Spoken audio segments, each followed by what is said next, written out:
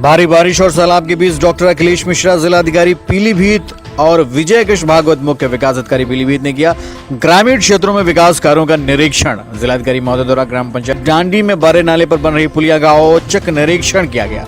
मौके पर मुख्य विकास अधिकारी महोदय भी उपस्थित रहे। जिलाधिकारी और मुख्य विकास अधिकारी जब निरीक्षण पर पहुंचे तब पानी का सैलाब चल रहा था। दोनों अधिकारियों ने पानी में उतरकर किया विकास कार्यों का दौरा। Bureau report, live TV news, Pilibhit.